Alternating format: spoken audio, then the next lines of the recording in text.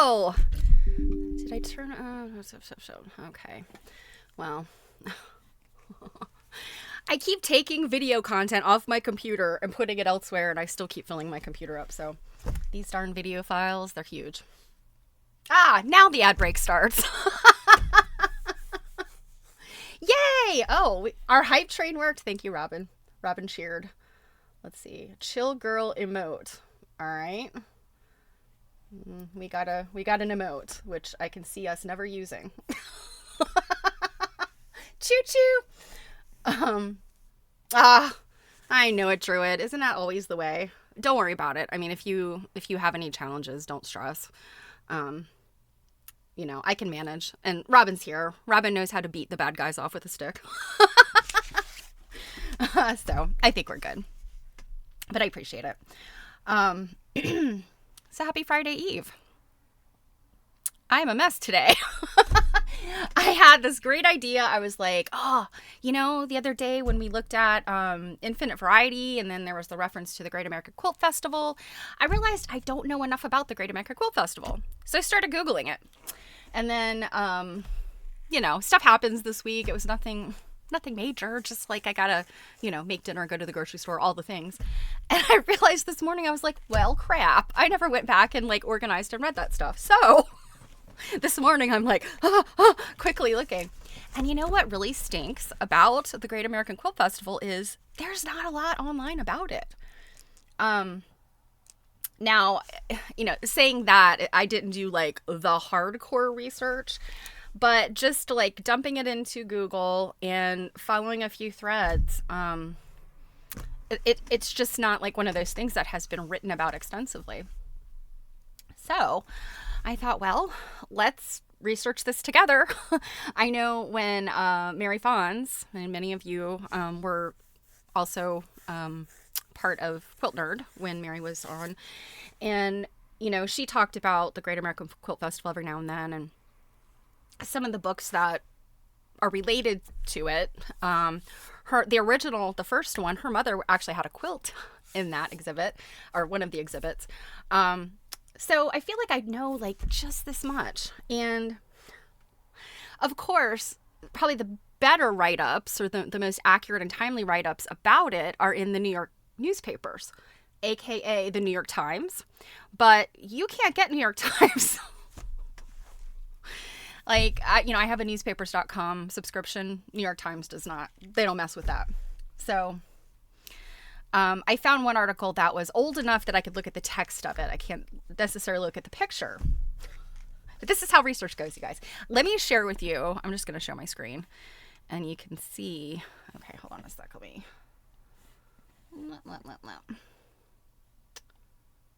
find it real quick. I have a whole bunch of stuff open. Nope.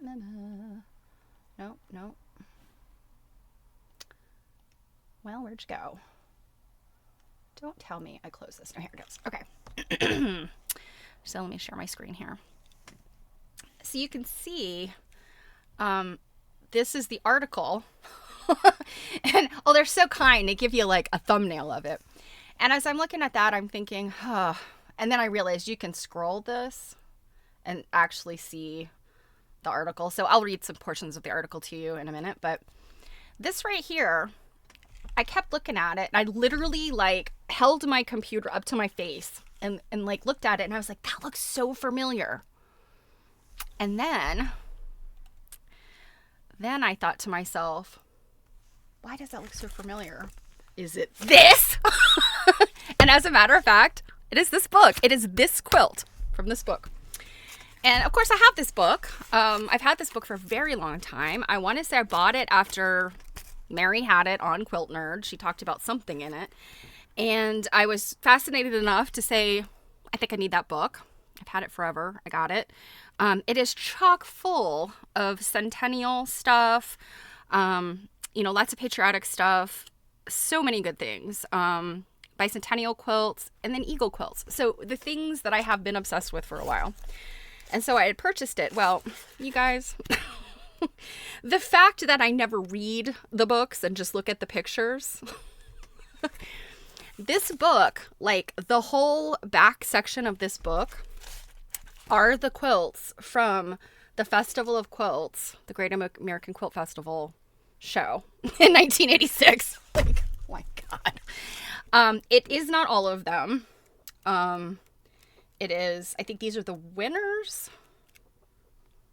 But there are two people in this, in that section that I know personally.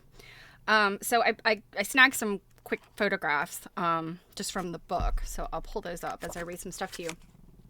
But, so Robert Bishop and Carter Houck are two major 1980s quilt people.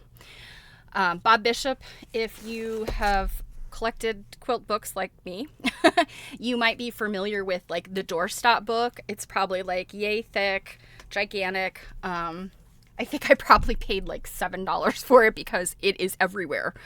They must have released it in massive quantities. People bought it and now nobody wants it anymore. But it's a very good book. So now you probably have to pay insane shipping for it, but if you find it on eBooks or something, it's well worth, unless it's the shipping is insane, it's well worth the price, because it has a lot of people in it. One of my professors from college is in it, so it's just a really good book. But I knew this fact about Bob Bishop, but I had totally forgotten. Robert Bishop was the director of the American Folk Art Museum back in the day. So 1986, when this show gets put on, this is his world.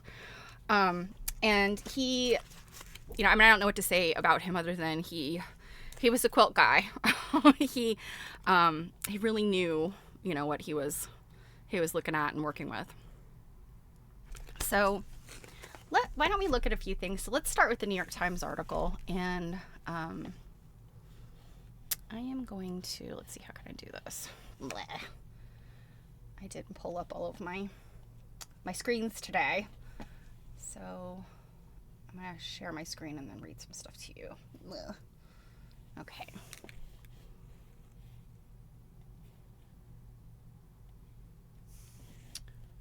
All right, so this is the winner of the big show. So it's called Glorious Lady Freedom by Monica Calvert from Carmichael, California. Big quilt, 72 by 71. So it's the grand prize winner in the Great American Quilt Contest held in celebration of the Statue of Liberty Centennial. So 1986 was 100 years of the Statue of Liberty, and that was the theme that they used for the show. So this is what the New York Times says. And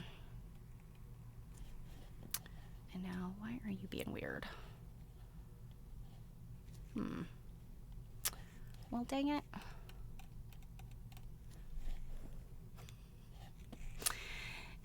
Druid, you are not the only one with technology problems for whatever reason. This is wanting to be super turdy, too. Okay, no, I'm going to do my best here. All right, so the Museum of American Folk Art is paving the way. No, this is not going to work. Why do they have to be like this? Why can't they just show us? All right, you're going to have to look at me while I read this, because for some reason this will only go big on this other screen. No, it's not even doing that now. All right, sorry guys, I told you, this is that day.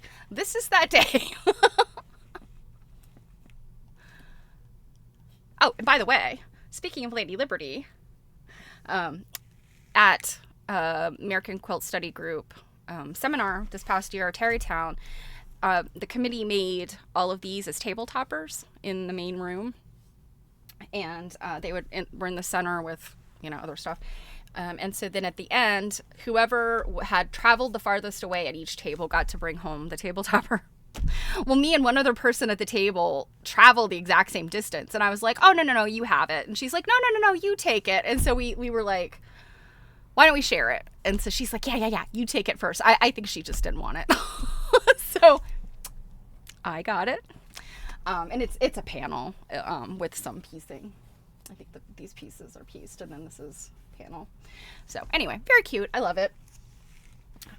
So I found it this morning. I was like, oh, hang that up. Okay, so the Museum of American Folk Art is paving the way for the centennial celebration of the Statue of Liberty with the Great American Quilt Festival opening today and running through Sunday at Pier 92, which is at 52nd Street at the Hudson River. And again, this is April 24th, 1986. According to Robert Bishop, director of the museum, the project was conceived in 1984, bolstered by a survey revealing that some 14 million Americans had made a quilt in the previous year. Well, here's something to look at. Who did this survey? Was this a Quilters Newsletter Magazine survey? Is this some other, do the museums do this stuff? I don't know, but I'd love to find out. At the core of the multifaceted exhibition is Expressions of Freedom, Expressions of Liberty, sponsored by Scotchgard. Actually, it was sponsored by 3M, but specifically Scotchgard. And presenting the work of 51 finalists in a nationwide competition on the theme of liberty, freedom, and the heritage of America. The award-winning quilt, Glorious Lady Freedom, went the round of 6 regional panels and a national judging. Yet it is apparent to even the casual observer that it is number 1. Its creator, Monica Calvert of Carmichael, California, and bear with me because I have to do this weird scroll thing, wrote in the accompanying statement required of each contestant, "If I had not seen the statue myself, I could not have done this quilt. Being from the West, I didn't know what to expect. I was overwhelmed. I'm not a flag waver, but I discovered that I am a serious American." Her work is true to her words in its powerful yet unsentimental statement. The bold central image is the statue in variegated greens suggesting patina. It rises like Botticelli's Venus, not from a seashell, but from waves of red and white stripes.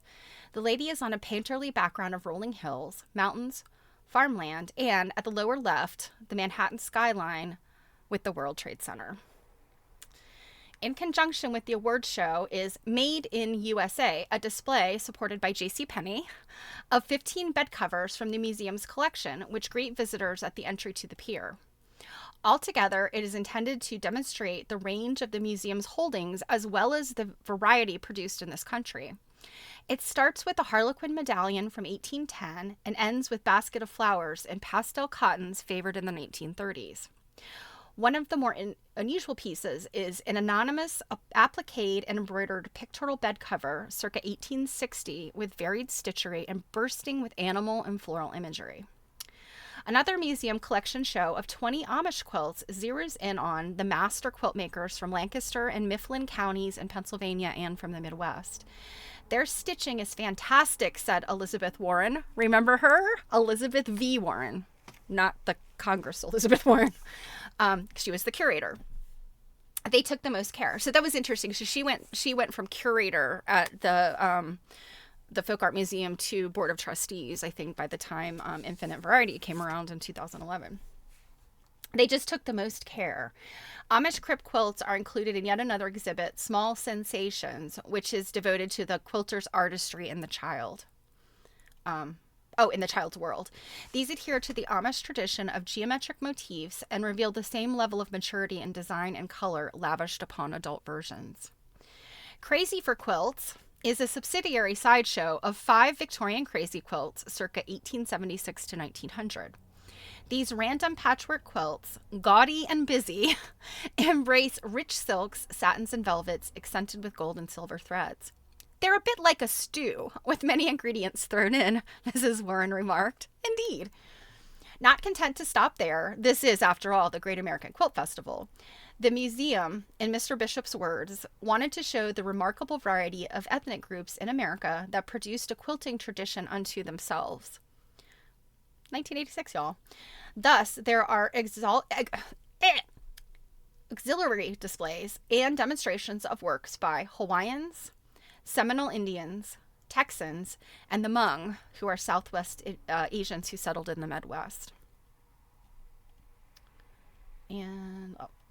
Stringing all this together is From Sea to Shining Sea, a 1,000-foot banner stretching the length of the pier.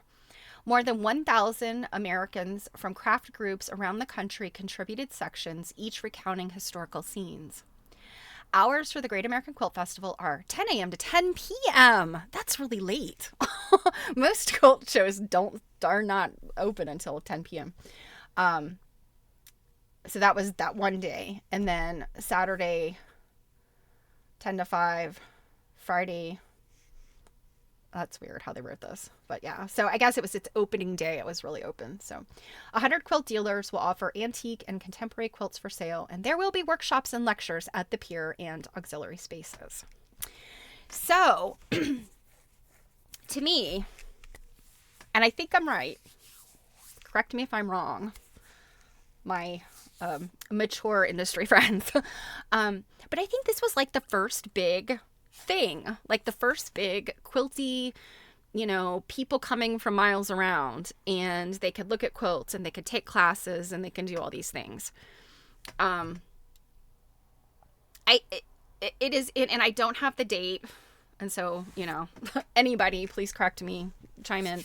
But I think like Houston, Quilt International, all that kind of stuff was also early 80s. Like all of this stuff is happening at the same time.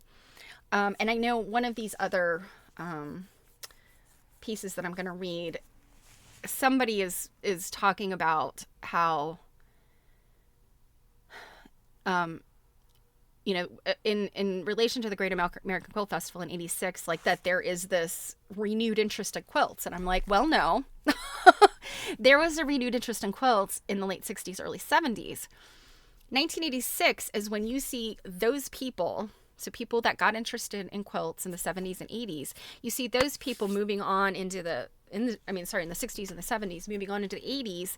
And a lot of what you're seeing are the quilt art studio movement, contemporary quilts, which are kind of a different thing. And we'll look at some of these, the pictures I took, and then I have another source. But they're just looking different than the quilts that, we saw throughout the rest of the 20th century. And, so it's these people, and I'll give you the example, Marianne Fons, and Paula Nadelstern. These are people that I know, and I have pictures of their quilts from this exhibit. They were both, so Paula, as an artist, she was making quilts, and she was, taking the journey through her career. I can't remember when she started quilting, but, she's the studio art quilter movement.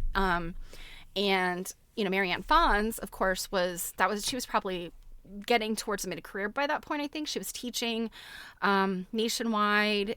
She and Liz Porter had, gotten together, and I think they were starting the beginnings of their business around this time. So I think the 80s were not necessarily like this revival of quilts. I think they were the culmination of the previous decade and a half. And I think that's what we're seeing right now too. I keep hearing people mentioning like all the people that started quilting during the pandemic. I think what has actually happened during the pandemic is people were bored, people dabbled in quilting, people might have made a quilt. But many of those people have left the quilting scene. There was kind of like a one and done for them. And so I think we're kind of back to where we were. But the current, revival is kind of credited with the Modern Quilt Guild, and they were founded in 2009. So by this point, you've got all of these modern quilters that were like, oh, a thing, 2009, I haven't fit in with AQS and all the traditional stuff. Let me try this Modern Quilt Guild thing. And all of those people now suddenly they're in their mid-career. So I kind of see this as being like very similar to what happened in the 70s and 80s. And, if I'm not right about that, please feel free. Anybody, tell me I'm dumb and wrong. But I think I'm kind of like within the gist of that being correct. Let's see. So, bear with me a minute. I'm going to go back to pictures. Okay, so this, like I said, this is Monica Calvert's quilt. And I do love it. I think it's a beautiful quilt. It's very striking. There were some others that I liked better, but I'm not the judge. So, actually, let me pull that up. Sorry. I inceptioned for a minute, as Jill says. Here we go. Now I can see. Yeah, and I could see the chat. For some reason, chat's not going to my recording software, so it's all a mess today. Druid, it's not you, it's all of us, I think. So, like I said, this is the winner, and yeah, you got the Twin Towers down here. I mean, for those of us that lived through 9/11, I mean, anytime you see an image of the Twin Towers, I mean, I'm not even from New York. I've never lived in New York, but the image of the Twin Towers always hits me hard. And so, from 1986, this is, it's just got the Statue of Liberty and that Twin Towers imagery in it. It's really striking. So this one is Ms. Marianne Fons. And hers, I think, is interesting because what I would call her work is contemporary quilting. She's using a lot of imagery, block patterns, etc., that are traditional, yet she's putting them together in this really contemporary way. So it's not what we would call modern quilting by definition, but it is modern in the sense that it's not traditional. So, I think the best terminology I've heard for that is contemporary. This is meaning just of today, with today's, design eye, I guess, is what I'm trying to think of. So, I mean, you can see though, she's got, all of these traditional blocks, this almost ocean waves thing going on here. This is, I'm assuming, is an applique. I'm certain it's an applique. The vine around this is very like 1930s, I guess turn of the century, 1930s, 1940s, the kit quilts, like that evokes that for me. Again, the traditional blocks, and the text is always like fun to look at because sometimes it's very contemporary. Other times it's, you see old quilts with all kinds of interesting text. And then the colors, of course, are, these were very popular in the 80s, these kind of muted, like, I guess my mom called them like colonial colors. You kind of got this like rusty color and the dusty blue and the dusty pink and tan and so on. So that was Marianne's. And then this one I could not find online. And luckily it's in the book. So this, believe it or not, is Paula Nadelstern's quilt. And Paula Nadelstern's work does not look like this at all anymore. So this is called Reflections on Grandma's Wall, and I don't have the whole text there, so let me open the book to read it to you. Oh, and I didn't read Marianne's. I'll go back and read Marianne's too. So this is what Paula Nadelstern's information is. So Reflections on Grandma's Wall by Paula Nadelstern, Bronx, New York, 1985 to 1986 was the time period this, and it's 71 by 71. Again, a large quilt. None of these are mini quilts. They're big, like big enough for a bed kind of quilts. Cotton and numerous other fabrics selected for their special decorative quality for use on the frames. The maker revealed her special pleasure. I love to play with trimmings. It was great fun to make individual frames for each picture on my quilt. I spent many hours on several different trips to the trimming store on 6th Avenue in New York City to get what I needed to make the whole thing just right. When I decided to make this quilt, I wanted to do something different from everyone else. I knew many would use the Statue of Liberty image at the time of the Liberty Centennial, so I focused on the immigrants who came to this country. My mother and my husband's parents came to America as immigrants and passed the Statue of Liberty. Once here and fully established, people recall the old world and what is important to them in the new world by doing walls of pictures in their home. Walls of pictures are global. My mother has such a wall where all of the grandchildren are included. Paula Nadelstern worked nearly 1,000 hours between October 1st, 1985 and January 12th, 1986 to complete this quilt. And I know my picture out of the book does not do it justice in terms of the quilting, but you can kind of see here. It's not dense quilting, but she's done this diagonal directional thing that's, gives it movement. It's a very charming quilt, and you can see, where she has gotten these trimmings to make these wonderful frames. And it's really fun to look at.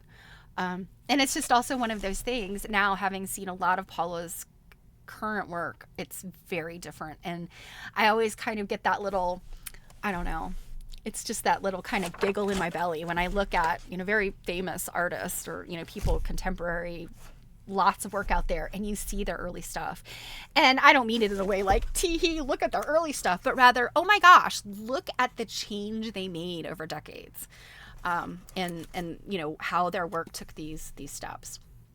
So, let's see.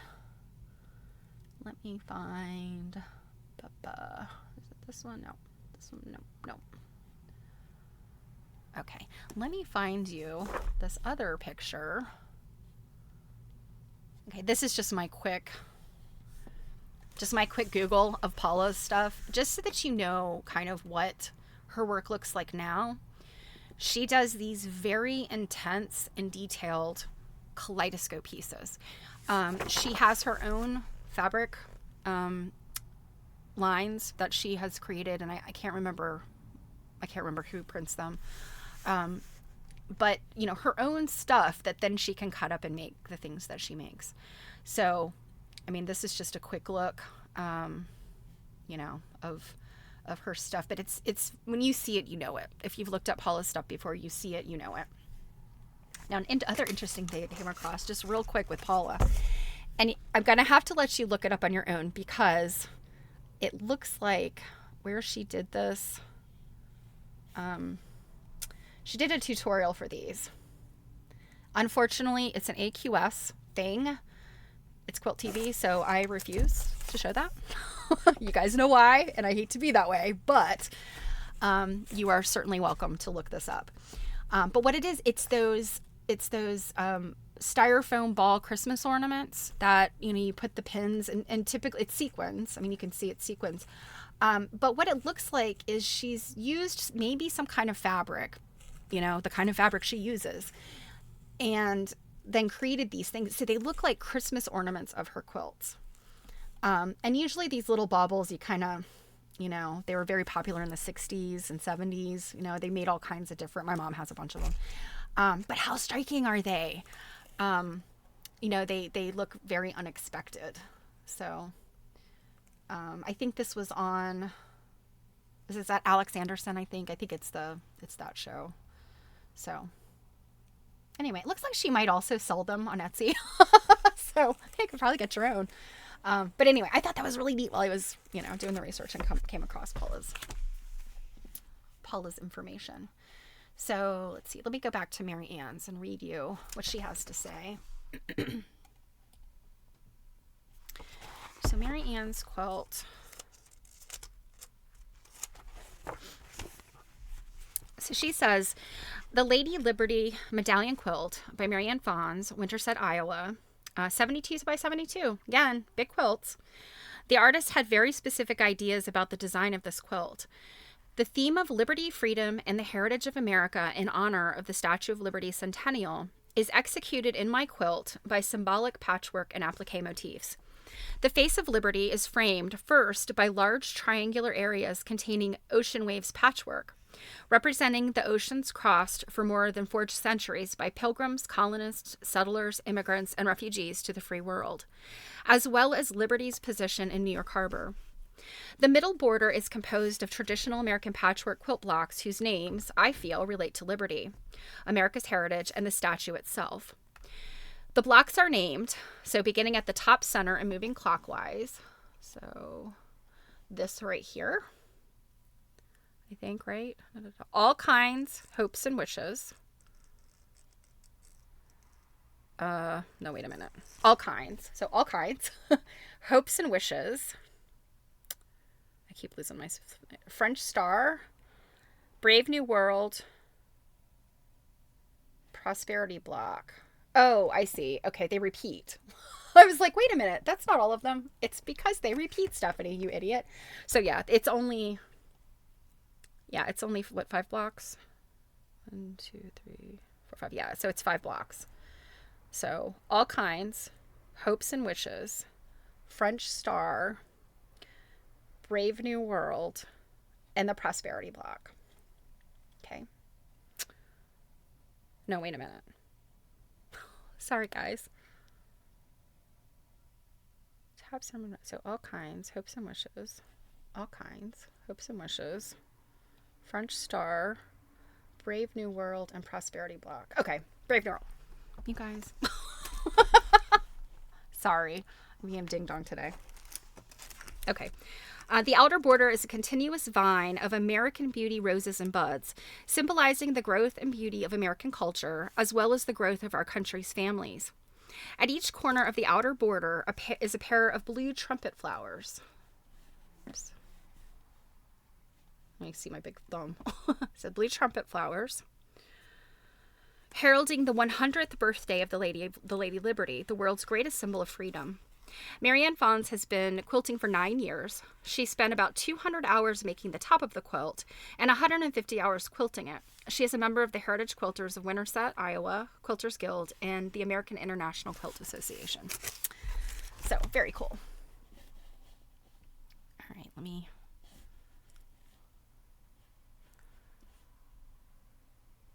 yeah, Robin, I think you're right. Ben Artex, I think you're right.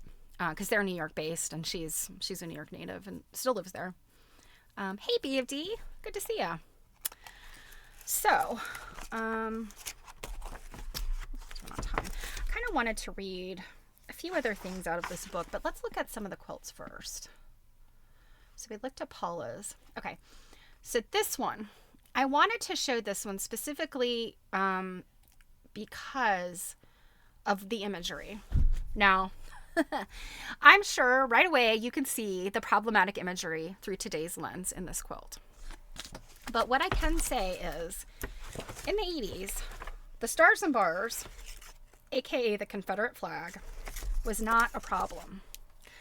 And you know, I'm not sitting here trying to say like, oh, you know, we shouldn't hate this flag now. Excuse me. We shouldn't hate this flag now because of what it represents, but I think what people need to understand is maybe today it is a symbol of kind of this ignorance and bigotry and redneck ideals.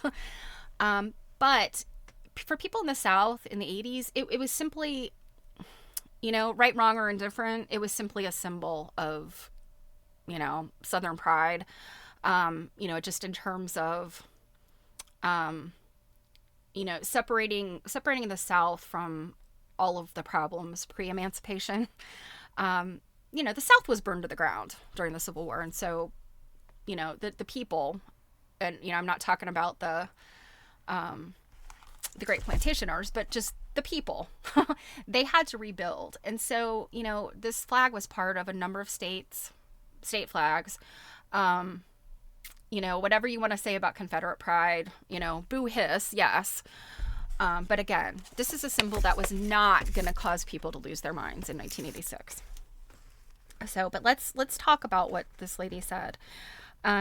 So her quilt, this is Hazel Reed Farrell of Middleburn, West Virginia.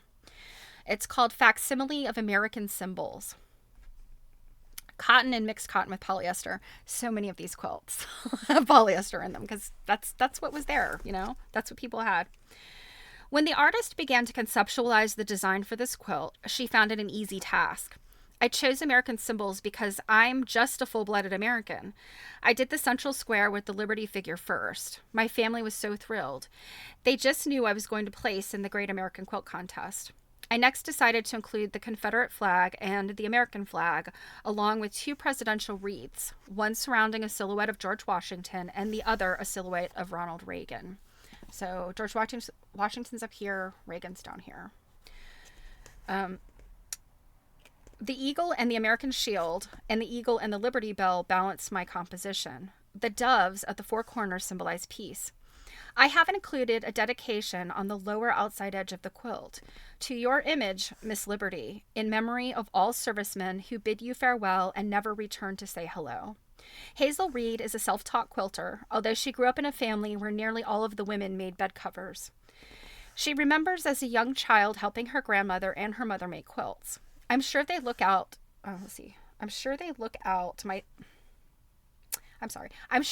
my stitches at first. It takes a lot to learn to do good quilting. I like doing patriotic quilts. I have one in the Gerald R. Ford Presidential Museum in Grand Rapids, Michigan, that I did at the same time of the bicentennial. The artist is a member of the National Quilting Association and AQA, the American Quilting Association. So, I mean, this woman, I mean, she doesn't sound like, she's not saying like my parents were immigrants. So obviously she's a person who has been in the U.S. for a while.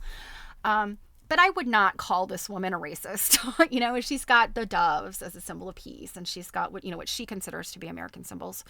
So I just really wanted to show this one just to point out, like, and I say this a lot as we read historical texts. It doesn't make it right, what people did in the past, but we also have to remember that the lens of today, it's not always fair to judge people of the past by the lens of today. And I'm quite certain if somebody posted this quilt on Instagram or Facebook, the walls would come down. It would be pretty crazy. So, just an interesting thing to look at. This one is, Bright Hopes, Bright Promise by Carol Butsky, Slinger, Wisconsin. And I think this is pretty obvious. It's an immigrant family. It seems like they're probably standing, on a ship or a boat, and they're seeing the Statue of Liberty for the first time. And I think this is really poignant. I think that this is a really beautiful quilt. This pattern in the back, this screams of like the studio movement. Now the studio art quilts are not necessarily pictorial. Studio art quilts were more geometric and playing with marks and lines and negative space and things, but this has got that vibe. So this one was interesting because when I first looked at this, I thought, oh, this looks very Native American, and I suspect that might be what the influence is. Although scanning, and I'm going to go ahead and read it to you, but scanning this, there's no reference to Native American anything. So maybe it's just the colors and the imagery, but I'll let you decide. So this is Peace. So peace. Can Liberty Exist Without a Planet by Ione Bissonette, Richford, Vermont. Again, 72 by 72, big quilt.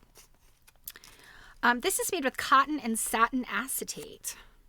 The theme of this quilt has a very special meaning to the artist. It is a visual expression of her concern for universal peace. The figure of the woman gestures in a manner similar to the Statue of Liberty. She holds the world in her hand and bows in supplication. Her mission is to call attention to the endangered state of the planet Earth. She trembles before the threat of nuclear war and ecological extinction. Yeah, welcome to my childhood. Nuclear war, it's like, oh, we made it a week without, a reactor meltdown. The birds and fish represent the innocent creatures of the earth and are shown moving excitedly and fearfully. They cry out a warning to those responsible for the future. In this quilt, flowers are a symbol of hope. Love is represented by the two hearts behind the central design, for love alone is a way out of our current dilemma. I disagree with that. I think I said that the other day, guys. I don't think love is the answer. Not all people have the capacity for love. Kindness is the answer. But I digress. Ione Bissonette, a self-taught quilt maker, never sells her work, but prefers to give it to family and special friends. This quilt is her first patriotic effort and is also her first attempt at pictorial applique. She recalls her efforts to create this piece as a very intense and emotional event in my life. So I think this is the satin, is the woman. As you see, it's kind of got a shimmer to it. It's a very pretty quilt. It's very, very interesting looking. But like I said, it's just got this, I don't know, Native American vibe. And I'm wrong, but, unless she just didn't write about that. So this one I just thought was pretty cool. So this is The Celebration by Violet Larson, Portsmouth, Virginia. 72 by 72. I'm thinking maybe 72 by 72 might have been the required size or something, to make sure they all fit. It's, if you're going to show quilts like this, it's nice to have them all the same size. We see the Twin Towers. Imagine. I preach in the choir here. I would say 99.9% of you are my age or older. So yes, you remember the Twin Towers. Probably, especially if you've ever lived towards the East Coast, that's a symbol, an image to you that, it speaks volumes. But, you got the fireworks, you got the Statue of Liberty, and I love this. It's a quilt going off into the distance. I thought this one just really set it for me. And then you also have this really cool variegated star thing going on here on the border. I thought that was pretty neat. This one is called Liberty Flight by Dawn Amos, Rapid City, South Dakota. And 72 by 72. Yeah, I think these all were supposed to be square quilts that were about that size. I don't think there's much else to say about this. You've got an eagle, you got stars, you got the Statue of Liberty, you've got the plains and the city. And yeah, this is, I don't know, not much more to say about it. It's lovely.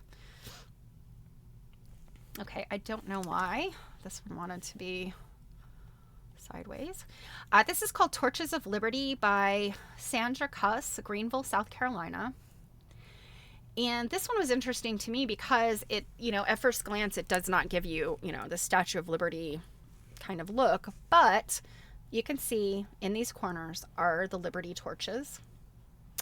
And you've got, this imagery, which is kind of sort of tree of life / ocean waves. And then, a lot of half square triangles. So, and all the points look really good.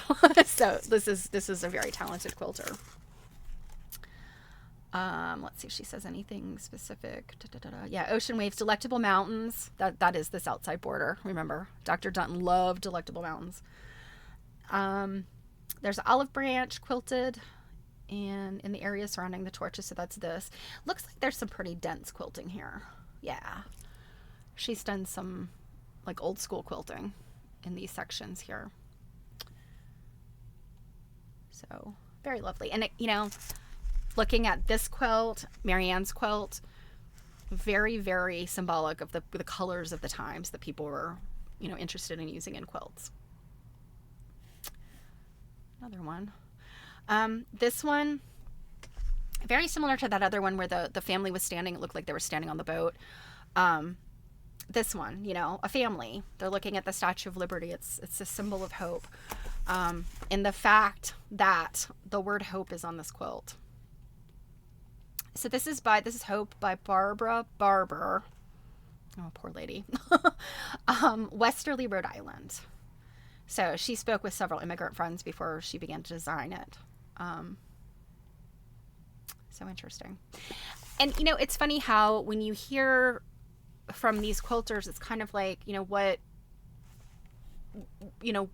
drove them, what made them interested in participating in this. And what is their history? Like Paula Nadelstern, her mother and her in-laws were recent immigrants.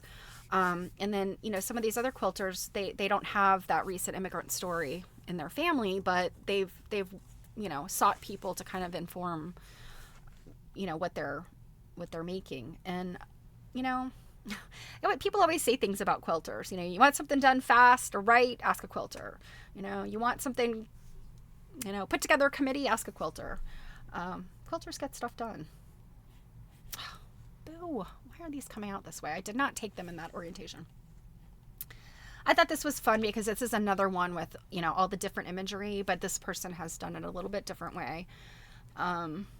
This is The Essence of Liberty by Mary Kay Boswell of Norman, Oklahoma. So this is a lot of applique. And here we have our enemy flag there again. So like I said, this is, she's really just talking about the Civil War in this block here. Oh, and I just realized you probably can't see it very well. Let me scoot that up. Hopefully you can see that now. Again, you show these things today. Yeah, people get very nervous about them, but this is simply just, Civil War was a facet of our history.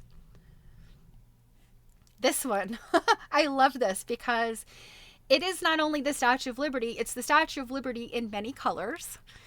And she's got this look on her face that I just love. And, it's her eyes are buttons, but she's kind of like, but what a neat quilt, right? Like you've got this very, graphic, geometric, and fairly simple It looks like it's both pieced and possible. Well, I don't know. This could all have been pieced. Every bit of it could have been pieced. But then you have this piece here that is clearly appliqued that comes out. It breaks the walls of the box. And, that's what you look for when you look for art. This quilter could have just done the simple, very contained little image of, the Statue of Liberty in many, skin tones, white and brown, and which is a brilliant idea. But she pushed it forward one more step, or more than one step, by having the arm outside. That's pretty awesome. This is The Many Faces of Liberty by Julia Swan of Cambridge, Ohio.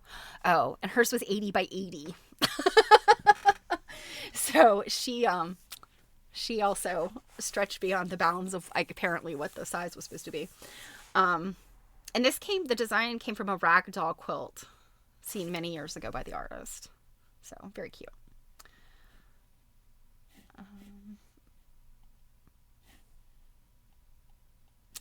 This one is Focus on Freedom by Lillian Twomley, Valley City, North Dakota.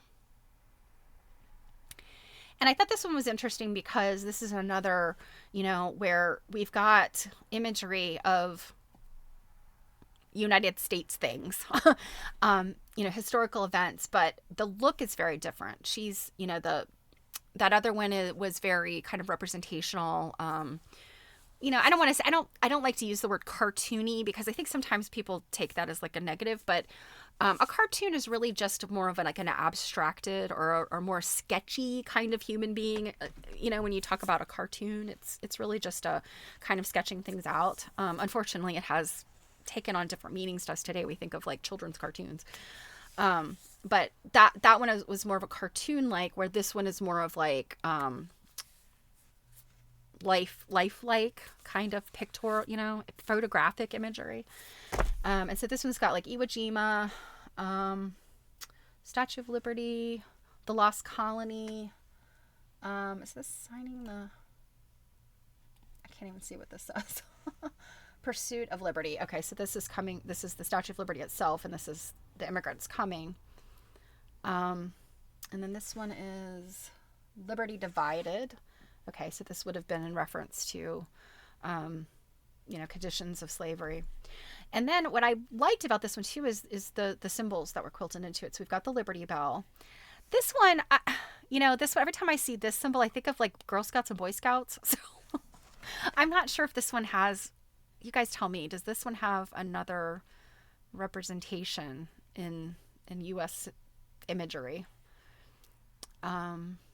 Declaration of Independence, the Constitution, and then I think it's those two are repeated. So, and then of course eagles in the corners. We love eagles, and I think they're all identical. And then I think we're getting close to the last one. This one I thought was also very interesting. It's this, very kind of abstracted kind of look of, our patchwork of country, and a representation of like the amber waves of grain on the mountains, and this shadow of Lady Liberty looming over that. It's funny whenever I look at quilts like this, and I think this is an amazing the way this artist did this in terms of the fabric selection, being able to just use lights and darks of fabric to create a shadow imagery. And that's so cool. This is really, really, fleur-de-lis, which means basically a lily flower. Yeah, the fleur-de-lis, I mean, they use it in New Orleans and the Boy Scouts and the Girl Scouts use it. So I don't know. I'm sure there's something important I'm missing there, but anyway. So Sweet Land of Liberty is this one by Jean Champion Nowakowski of Hendersonville, North Carolina. But as I was saying, that shadow look, there are tons of modern quilters that do this. And of course, theirs are more of an abstraction. There is, oh gosh, I can't remember her last name. Her name is Yvonne. She does a lot of her quilts this way, where it's a gradation that looks like transparent overlaps of color. And she does it very skillfully. She teaches classes in it. She's actually a rocket scientist, like legitimately a rocket scientist. And there's lots of quilters that do that. And I kind of think to myself, you guys didn't invent this, and I'm certain they don't think they invented it. But I often feel like, people, they fail to know about this stuff. So they think that technique is new, and it's not. Let's see. Druid says the fleur-de-lis can symbolize purity, light, virtue, French royalty, Virgin Mary, Holy Trinity, power, and life. So maybe it was just an important symbol to that artist. So, and this one, I think it's the color scheme. This one reminded me so much of that quilt, the Matterhorn. And I'm trying to think. I think Emma Andres did a version of the Matterhorn. I think. I could be totally making that up. But this color scheme really reminded me of that. But I mean, look at this. This is, again, this choice of fabric colors in the imagery, and how this artist, utilize these things. I mean, you see like an actual quilt blocks in here, and then just very, very skillful. I just love that these pictorial quilts where they have this vision, that's what this seemed like to me. And I think we're getting into the last couple. I liked this one because I love stained glass quilts. And this is kind of seems to be what this represents. Liberty, Promise of America by Carol Meyer from Albuquerque, New Mexico. So yeah, stained glass was the inspiration. And, I myself might have chosen a little bit more color for this, but I think she probably went with kind of reddish and blue-ish. And then of course we have down here, people of many colors. So a lot of the artists represented, people of many colors that, the United States is a melting pot. So again, guys, I don't get political, but just in terms of looking at how we see ourselves today versus how we saw ourselves in 1986. 1986, we thought of ourselves as this great melting pot. And I just remember as a kid, like that was how we talked about America is, we are this melting pot, the Statue of Liberty is such an important symbol, and, give us your huddled masses, like all that stuff. So it's very different, I think, than, at least politically, we look at things today. And I think this might be the last one. This one was I thought was very cool, with like just a combination of all kinds of different stuff. So you've got the embroidery here. So it's almost like red work, but she's used different colors. This, an applique on top of the Star of Bethlehem. I mean, like that's just, she's doubling down on the beautiful work here, and the quilting is just sublime in this. I mean, look at these sheaves of grain. That's not a quilt, a border pattern I'm really familiar with. So I'm assuming she designed that herself. Maybe not, but it's not one I've seen, and I just think it was really beautiful. So, In God We Trust, this little Paul Revere guy, I don't know, I guess he might be Washington getting ready to cross the Delaware, I don't know. Of course, the Eagles, the Liberty Bell, and so on. And this one. This is another one, showing people from different places. The stuff that's written on the Statue of Liberty, give me your tired, your poor. I mean, I could recite that when I was a kid. I can't recite it now, but, again, this is what a lot of people thought. That this was on the minds of a lot of people, in the U.S. at that time. I think this is the last one. Oh, no, maybe not. This one, this is the kind of pictorial quilt I really love. So much stuff going on. You see, this is clearly some Native American imagery. We have another fleur-de-lis. All right, you guys have been writing stuff. So Robin says, yes, the Scouts, both Boy and Girl Scouts, use the fleur-de-lis. Worldwide Scout movement and its values. 3 points of the fleur-de-lis are interpreted as symbolizing the 3 parts of the Scout promise: duty to God, loyalty, and country, and helping others. Druid says, but while it is now seen as the mark of the state, it was once used to mark slaves. Oh, and some may wonder whether there are parallels to the Confederate flag.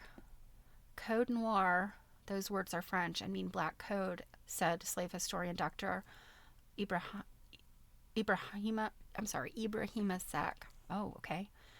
The Black Code was a set of regulations adopted in Louisiana in 1724 from other French colonies around the world, meant to govern the state's enslaved population. Sack said those rules included branding slaves with the fleur-de-lis as punishment for running away. Oh my gosh, I had never heard that.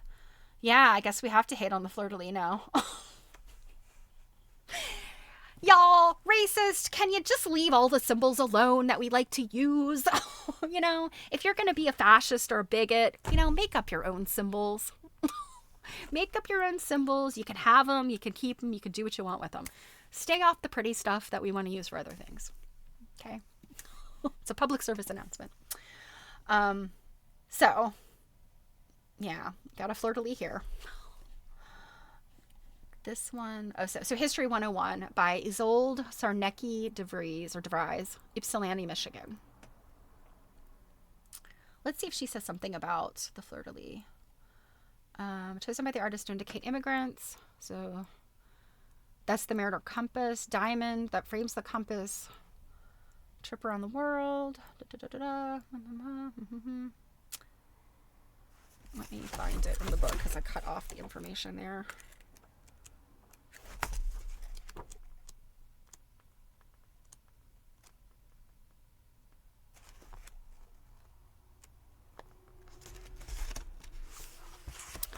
Let's see. I attempted to get it. Oh, this is funny. Let me read this whole thing to you. This gets off the topic of the fleur-de-lis, but this is funny. So, History 101 by Isolde Sarnecki DeVries. The Mariner's Compass that highlights the center of the quilt.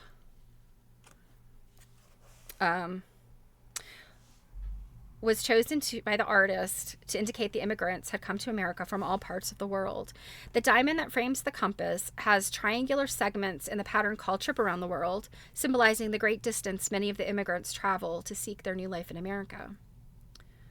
The artist divided her applique pictorial history into 2 parts. One part illustrates scenes from the lives of the Native Americans of the Plains and Southwest. So we've got lots of, you know, the buffalo and the horses, and you can see some. Oh, there's pilgrims, and guess what? There's another Confederate flag. The other part is devoted to images evoking the immigrants from other lands. A quilt is a fragile work. This is the good part. The artist's children managed to stain her piece with chocolate and peanut butter. I attempted to get it out with a stain remover, which is not the thing to do. It bleached. I had to repair the quilt after it was quilted. You can tell in the statue in the lower right-hand corner. Also, I copied the statue from a history book cover that was printed from a reversed negative. I did not realize this until mid-December, when I had a fourth of the applique still to do. Hence, I had no time to take it out, and you will see the statue with the wrong arm raised. For a quilt in honor of the Statue of Liberty, it was the statue that kept me grinding my teeth. Isolde has been quilting only since 1984. Those people. Those people are like, yeah, I think I'm going to make a quilt. Let me jump into the hardest thing there could possibly be. And then they make something beautiful, and you're just like, I hate you. I'm kidding. I don't hate anybody that makes quilts. She dedicated this piece to her father-in-law, who recently passed away, for he provided her with some of the information she used while designing the quilt. So, yeah. And again, like, you know, you've got a lot of information here, a lot of symbology here, and you know, this is saying what it's saying about our country. Oh, and how blurry some of my photos are. Okay. I do have more. Good Lord, when did I stop taking pictures? I do think I have a couple more. So this one, American Bison Spirit Heritage Quilt. So this one's got the eagle kind of as this like Thunderbird sort of image. And then you have the bison. You have this a very southwest crenellated border here with the flag border. This is by Hillary Irvin, Waterville, Maine. Yeah, she's representing Native Americans. Yeah. So I won't read the details here, but yeah, she's representing what we think she is. This one I like. This is called Miss Liberty by Deborah Sims. This one I just love because anytime somebody can do this kind of stuff with log cabins, I mean, this one is so great. So I just, I wanted to look at that. And it looks like some of this in here is applique, but then it's like she split the strips to make them, to create the shape. Be very interested to know what her process was. I mean, I know how I would accomplish this, but I don't know, I don't know how she did.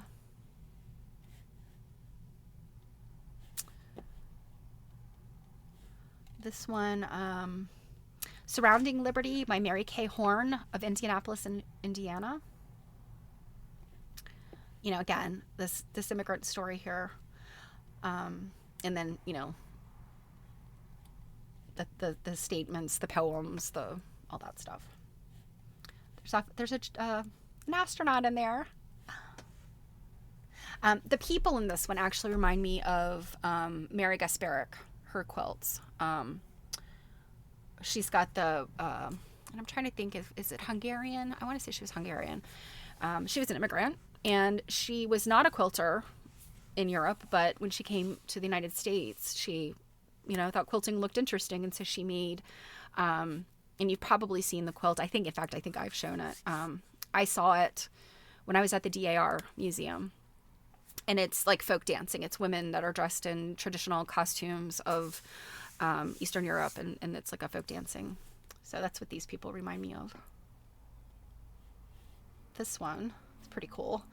It's just a massive crowd of people. You got lots of flags, and you can finally see the halo or the crown of the Statue of Liberty in here. And this one is called Freedom's Children by Sidney Alley Miller, Galena, Illinois.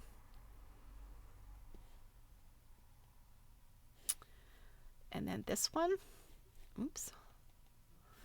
One would not guess that this is about America, but this is called The Melting Pot, Our Heritage by Joyce Stewart, Rexburg, Idaho. So she developed a symbolism here, but it's completely representational. There's nothing in here that's obvious. It's still a beautiful quilt.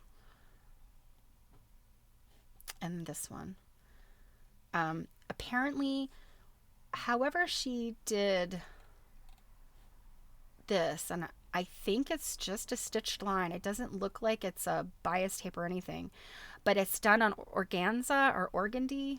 It says it in here. Yeah, transparent organza. So it looks like she made the quilt with these traditional blocks, and then she overlaid it with this image of the Statue of Liberty stitched on organza.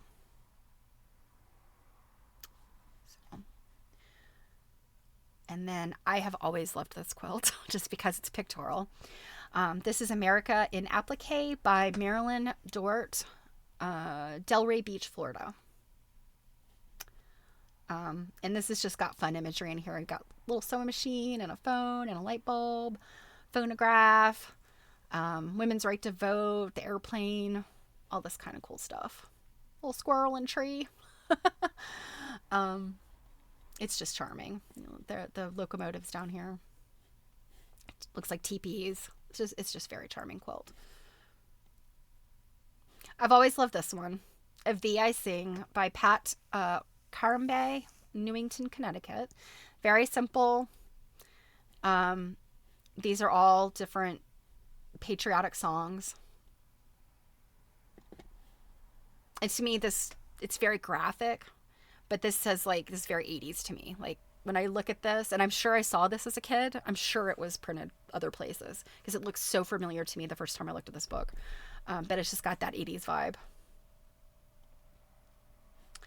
This one is another one that I thought was cool, that it's got all this symbolism in it, but looking at it, you would not immediately guess what it is. So you've got these torches in the corners. You've got the cornucopia, and then you've got all of these things in here. There's a trumpet. There's stuff in here. There's dollar signs. It's all kinds of interesting things hiding in this beautiful, flora and vine stuff. You got a teepee in there. I don't know. There's this thing here. I don't know if it's a church. That comes up a lot. I don't know. I'm assuming that's like maybe a little church. I don't know. So this is Freedom Wreath by A. Diane Logan, Denver, Colorado. And she appears to be a master quilter. I mean, she's completed 89 quilts since 1975. So this lady was busy. And this, I think this might be the last one. Yeah, this is the last one. This one I chose to show you because this looks like it could have been made yesterday.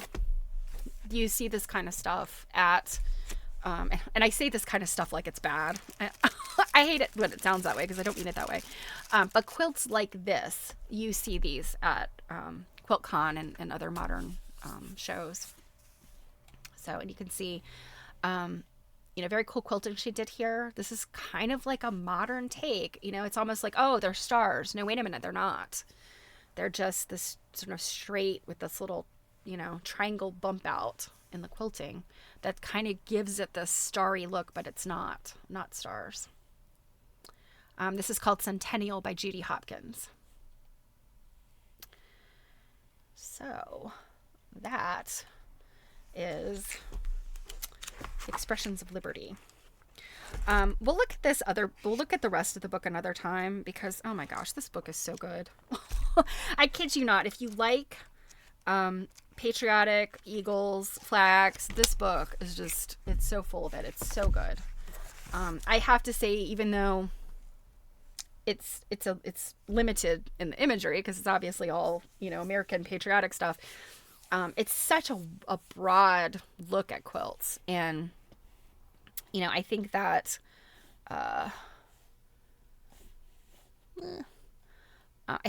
that's Bob Bishop and Carter Houck. They're the, they were the kind of authors and individuals who had this like really great broad look at quilts. They had a good understanding. Carter Houck is the person, she was responsible for the Quilters Engagement Calendar. You might be familiar with that. You might have a copy of it or copies because it's they released them like every year during the 80s and the 90s, maybe into the early 2000s. I feel like I've seen some like 2000, 2001 ones. And then there's a book that compiles some of them. So, Carter Houck had like this very wide appreciation for quilts. So I'm not going to read, I'll pick another day to read some of this information that Carter and Bob Bishop wrote. It's just really good stuff, and I think it's worth looking at, but we'll look at it another time. But I did want to mention that let's see, what is it? She's the honorary chairperson of the Great American Quilt Festival, was Barbara Bush. That surprised me. So I was trying to think, 86, right? So at the time, that was still during the Reagan administration. So she was the second lady. Is that what they call the vice president's spouse? So I just thought it was lovely what she said. And so she wrote the foreword to the book. And she says, if ever there was a reason for quilt enthusiasts to celebrate the remarkable skills, creativity, and craftsmanship of the American needlewoman, the time is now. The Great American Quilt Festival, a museum of American folk art event presented by Scotchgard brand products in celebration of the Statue of Liberty Centennial, brought together in New York City in April 1986 an unprecedented number of antique quilt exhibitions and related displays. It was a special pleasure for me to have served as honorary chairperson for this unique event. The very best contemporary quilting efforts were also highly visible at the Great American Quilt Festival. 52 prize-winning quilts, one from each state and two from United States territories, were selected by 28 regional and national judges for the Great American Quilt Contest. These are illustrated in the second section of this book, All Flags Flying, written by Bob Bishop and Carter Houck. To place these dazzling examples of modern needlework in historical context, Carter Houck selected a rich display of patriotic quilts from earlier times. Her handsome selection opens this volume, and it is absolutely, they're such good quilts. As honorary chairperson of the Great American Quilt Festival, I was pleased to have had an opportunity of calling attention to the best quilts from the past, of creating awareness for the efforts of the finest quilt makers of today, and of playing a role in preserving this rich legacy for the future. With all flags flying, we salute the remarkable contributions to our artistic heritage by American needlewomen from all generations. Barbara Bush. So, very nice, Mrs. Bush. Now, before I get to the heritage of cotton, I wanted to show you one other thing. Let me find it. So, I found a bunch of other cool articles, and I just have not had time to really digest them. Threads Magazine.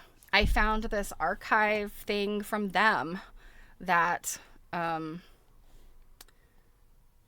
was interesting, yet there's no pictures because it's this archived thing. So I have to track that down. However, I did find this. So let me make this big. So the American Folk Art, just like the Smithsonian, they have their own magazine. And it is called The Clarion. And they do make some of the older issues, and it might be a lot of the older issues, available through Issue. Let me see, I'll give you guys the link to this so you can check it out on your own. Ow, boo.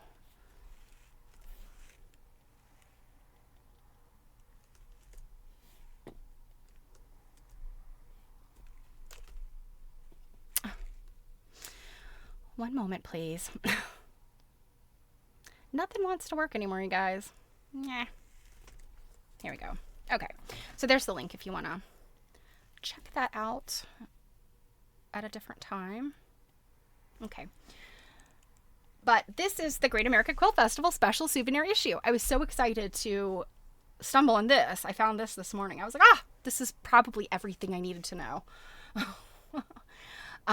But I have one or two copies of Clarion from other times, and just like Antiques Magazine or the Smithsonian Magazine, the articles may be very specific to something, but in this case, you've got a lot of quilt antique advertisers in here. So these are, these major antiques and dealers from the 1980s. And many of them I don't recognize, but some of them I do. So I just thought it was fun just to look through this. Look, Laura Ashley honors the 1986 Statue of Liberty Centennial. 8 original quilts inspired by children's drawings will be one of the exciting exhibits. I read about this, but I don't know what they look like yet because they're inspired by children's drawings. Now, I think it was the 3rd Great American Quilt Festival. I think they had the first one in 86. There was one in 89. There was one in 90, the early 90s. But I think there was a total of 4. So I'm not entirely sure what the dates were. But the 3rd one, which I think might have been 1990, 91, there was a book about children's quilts, but they were, the call was to make a quilt based on your memories of childhood. So it wasn't like quilts for children, kind of quilts about children. So this is different. This is something else. But I have the book, the children's, the childhood quilts book. I snagged a copy of it when I was doing Sunbonnet Sue research because I thought surely there would be some Sunbonnet Sues in there. There was not. There's one quilt that has like colonial lady in it, but no sunbonnets. Colonial Williamsburg. I just, the things in here that I'm like, oh, I recognize these things. Elizabeth V. Warren, we know her name. Patsy Orlovsky, she's another person that, we know her name. Jonathan Holstein. These are people we know. I think it's fun to look at these. Many of these galleries are gone. They're not around anymore. But it's still fun to look at, what was available back then. So many of these places.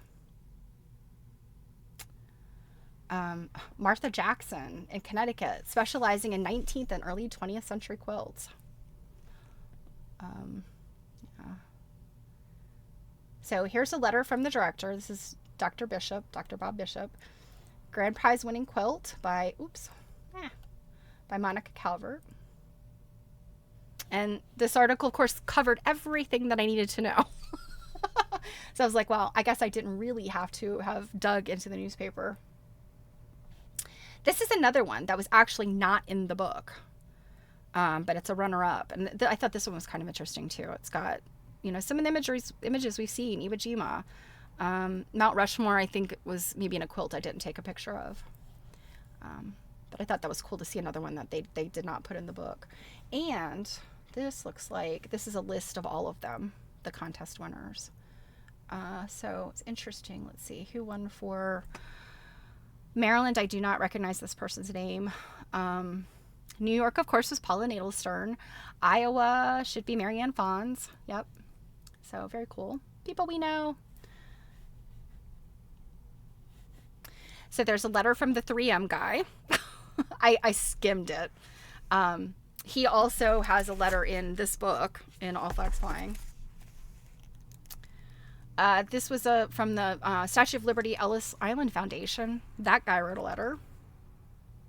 Deanne Levinson, American Antiques, major antique house. Christie's. Sotheby's was the earlier one. This one is, let's see, who is this one? This is the executive chambers of the governor of Hawaii. So I guess all of these people wrote these letters in.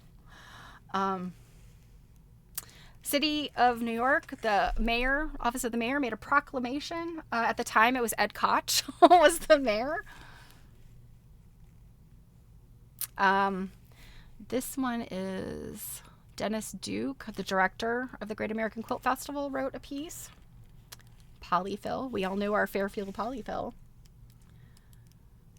Stella Rubin. I know her. I helped her hang quilts in her booth. Shelley Ziegert. I know her. It's so cool to look at this stuff, and I'm sure these people like Stella and all the people are kind of like, please stop pointing out how, what we were doing in 86. That was a long time ago. It makes us look old. Quilts Unlimited. That was another major thing in West Virginia.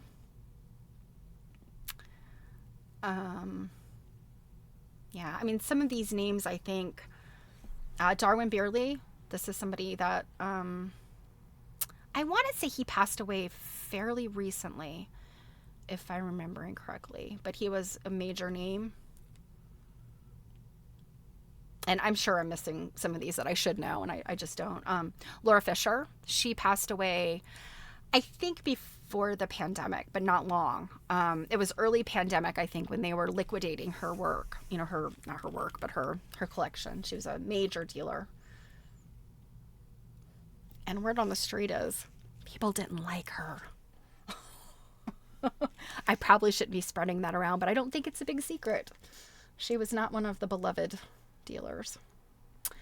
American Hurrah, they are major. And this Mickey Mouse quilt, I know Mary Fons showed that a number of times, and it's an awesome quilt. It's very cute.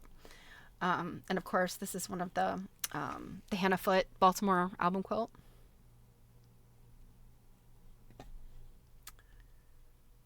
So we had the calendar of events.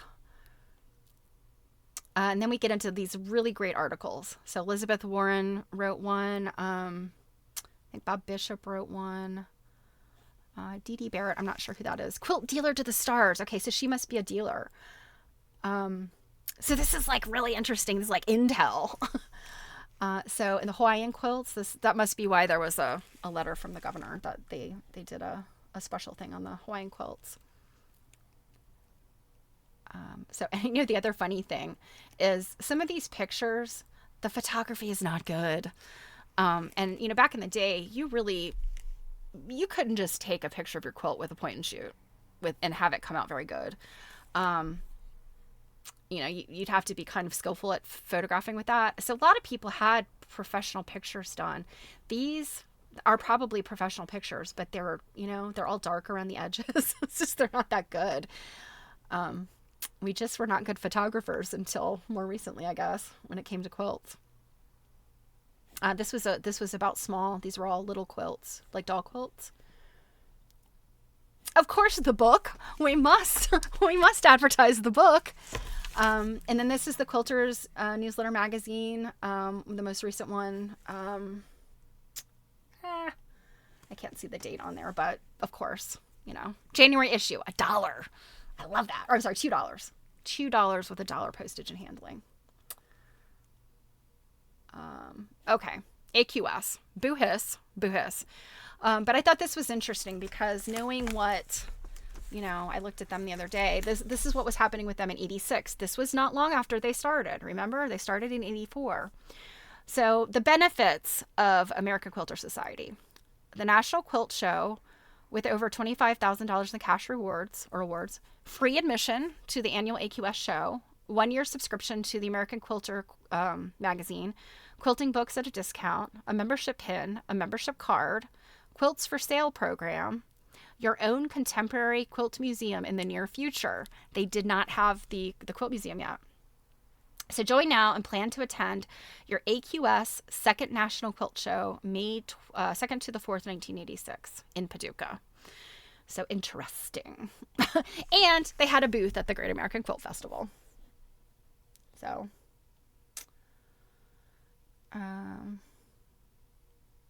oh, this one was interesting. Look. Rebecca Herrera. I'm probably not pronouncing that right. But this is Shipshewana, Indiana. So we've got Amish there. I cannot wait to read these articles. Very interesting stuff. Conservation. This is about, you know, old quilts. This is the Obadiah Smith quilt, well-known quilt. So this will be a fun read. Jonathan Holstein, he talks about the Whitney, and you know, in 1971 was he and Gail Vanderhoof did their exhibit at the Whitney, and so he's talking about, you know, what's happened since then and collecting. Such interesting stuff. So hopefully, if you have a little bit of time, you can take a look at this. You know, it's free. That link I gave you. And this is just, and I just love looking at these ads. So great. So that is the magazine. All right. Now I think I have just enough time to finish the chapter in the Heritage of Cotton. So, as a reminder, hold on a minute, let me get my desktop recombobulated. Okay, here we go. All right. So, as a reminder, we have been reading The Heritage of Cotton by M.D.C. Crawford, 1924. We are about a third of the way through this big chapter on research, and I said we're going to finish this today because it's long. So where we left off was, see, he had been talking about the contests. So let's see. This is lectures, contests. This is the women's wear contest. And let's see, what did they say about it? So this is where he had a list of all the jurors and contributors, a list of the artists, and so on. And I didn't want to read all those. So I'm going to pick up right after the list of artists. So very early in these and as a reminder, this is research chapter 14 of the Heritage of Cotton. So very early in these contests, it was discovered that many talented designers had greater facility in working out their ideas on actual fabrics than on paper. So I know I read this the other day, but I want to cross back over because I kind of finished in the middle here, and I want to make sure it makes sense. So a supplementary competition was therefore arranged, known as the Albert Bloom Exhibition of Hand-Decorated Fabrics. And many of the most beautiful designs were developed in this way. Hand craftsmanship was found to be of the greatest importance in the problem of design, and this we should have known from the history of ornament as well as from practical experience. I have written before of the great industrial service rendered by the museums, but the Brooklyn Institute Museum played so vital a role in the later and more intimate developments in American textile and costume designing that some special mention seems appropriate. With the generous support of the trustees and working in cooperation with the leaders in the industries, Stuart Cullen, curator of the museum, organized the most complete research collections in the world for that purpose. Certain rooms and special collections of materials and books were set aside for practicing designers. Many of the most gifted creators in all fields make constant use of this material, and even foreign designers have come to know of the opportunity and gladly and freely take advantage of it. Now, what he said the other day, if I'm remembering correctly, he talked about how, so 1924, so we've only had World War I. We haven't had to deal with World War II yet. We haven't, there's this whole, art revolution, basically the modernist that's getting ready to happen, abstract expressionism, all that stuff.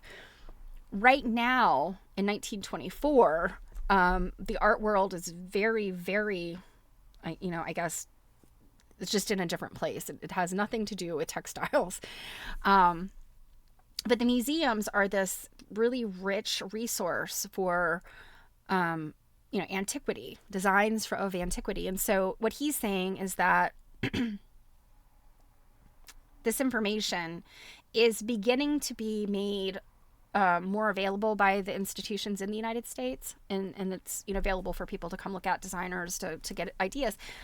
But that was a new thing. That wasn't something that was happening before.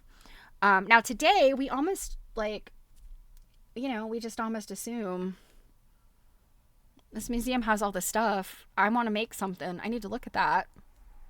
It's just kind of already a foregone conclusion.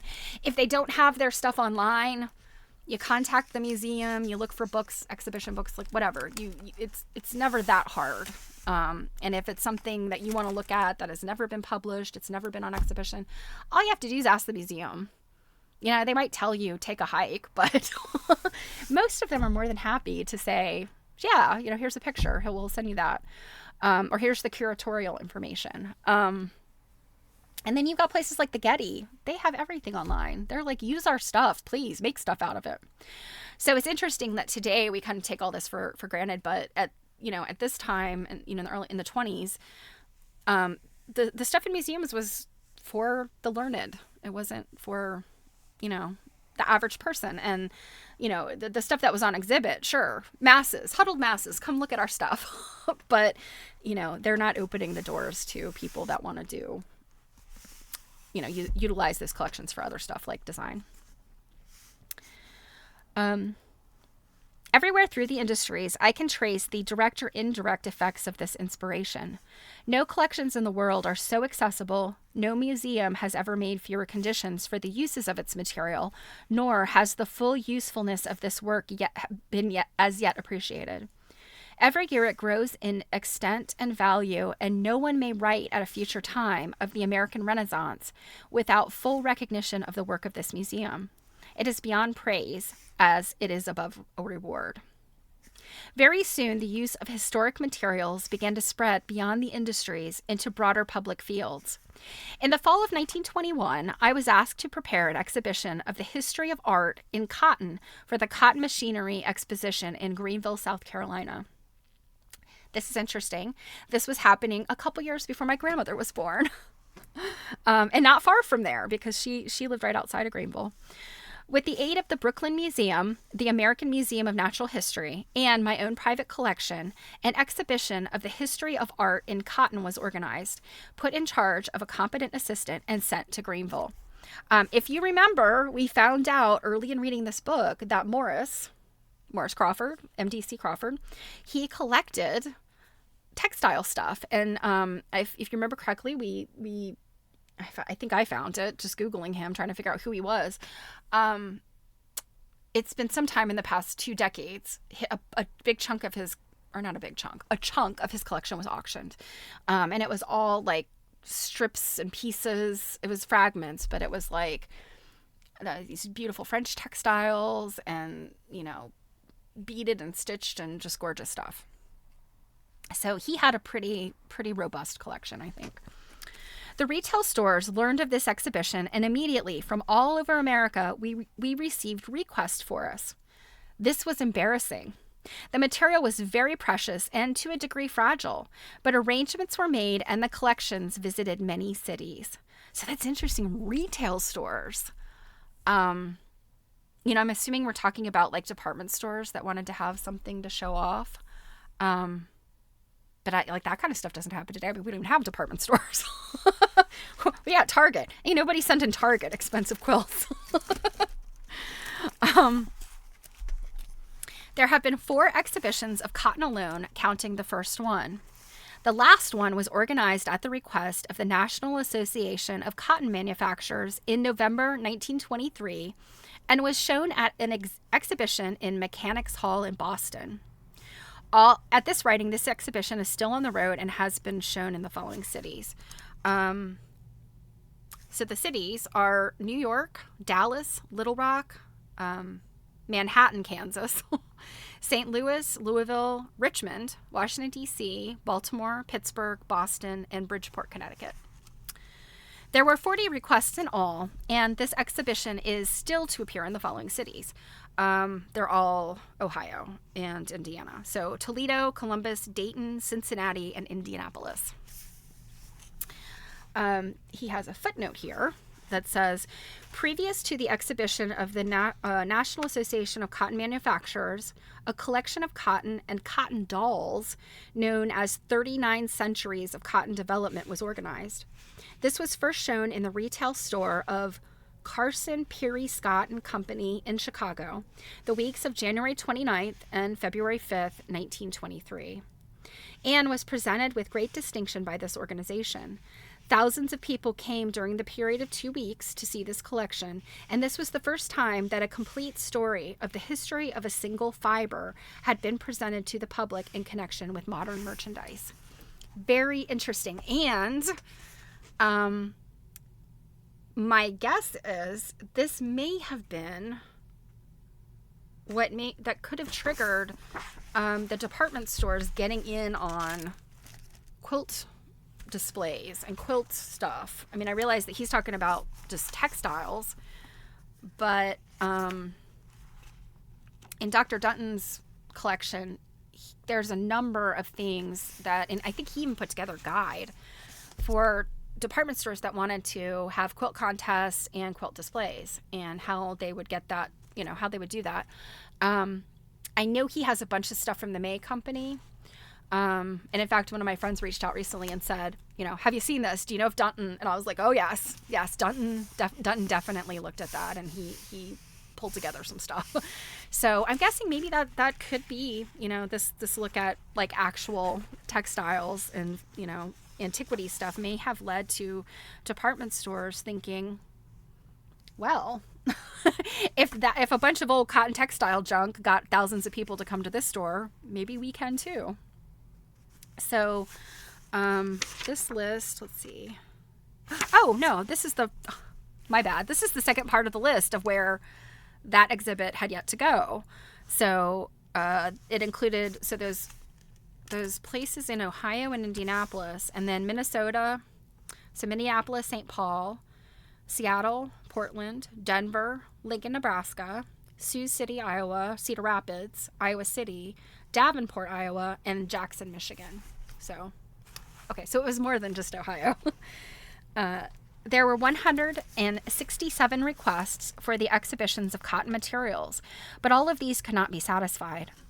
The time that such specimens might be away from museums was naturally limited. These exhibitions have been shown, however, in 48 cities all over America and in many of our great educational institutions. In this way, materials that formerly were seldom seen outside of great metropolitan areas have had a wide circulation throughout the entire country. So this is actually great. I mean, this is probably, some of these cities, many of these cities to me are at least today, they're big population places, big population centers. But, and I don't think any of these places would necessarily be called small towns, but they were smaller towns. And, I could definitely see people, especially, in the Midwest, maybe not having yet in the early 20s all of the cultural stuff that they do today. So I've never lived in the Midwest, so I can't speak to that. I've always been an East Coast girl, and I'm lucky in that sense. I have access to all the East Coast stuff. So anyway, I think this possibly represented a great opportunity for people to be able to see museum junk that they maybe didn't have around their areas. These exhibitions have unquestionably awakened the public to the great possibilities of the cotton fabric as a medium of artistic expression. They have given to the mills some indication of the possibilities of design and have served in a degree as an interpretive medium between the public and the mills. It is impossible in this brief space to enter into all the ramifications of this movement. Many wholly worthy phases of it I have left untouched. In the main, what has been accomplished so far has been to call attention to the museum collections as a source of inspiration and to establish the American designer on a somewhat more secure footing. That's so interesting because, today it's like, certainly there's fantastic design in, Europe and Asia. But I think we certainly kind of have our own sort of design. Other places, there's the Scandinavian designs, there's, Japanese design, so on and so forth, French, that. That I don't necessarily know that like American design is such a important thing anymore. It's just designers from America. I don't know where I'm going with that. So let's see, establish the American designer on a somewhat more secure footing and to bring to the cotton mills a realization of the part that design might play in their success. With these facts in mind, and with the record of experiences, successful and otherwise, behind me, it is possible to outline in broad terms the next development. Oh, and by the way, I had forgotten. Remember, this design contest, most of the winners were women. Remember that? Remember I was like, I was taking the women's wear daily. I bet they were all men. And they weren't. Morris was one of the judges, and more women won than men.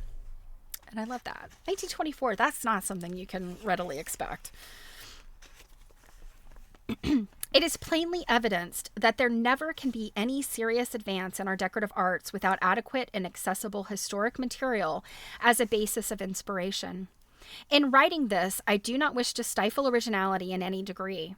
To merely slavishly copy old designs is not enough. There must be creative interpretation.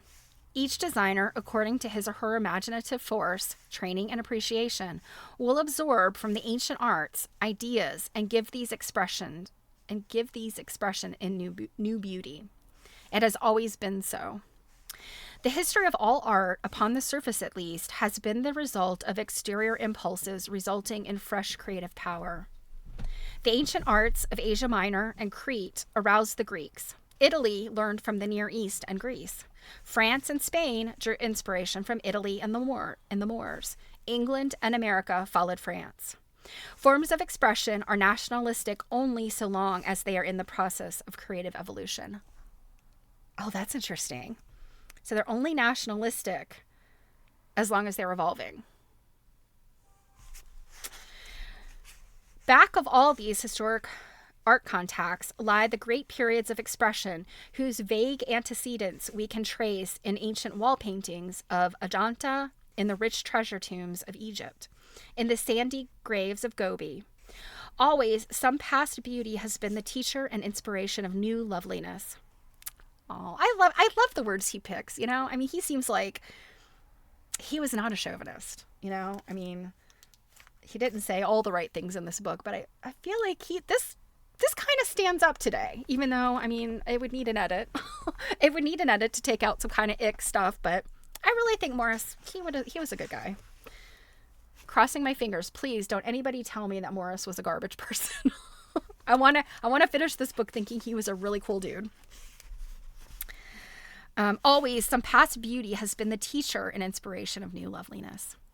The ideal designer of the future must then be something more than a student of art history. Trained draftsmanship is essential. And beyond this must be an understanding of the potential capacity of the machine as a medium of expression, and a sympathetic accord with the technician. When these desiderata have been accomplished, there is still to be mastered the difficult problem of gauging the public taste, which we loosely refer to as style. And that is something one can never, seems like you can never accurately gauge the public taste.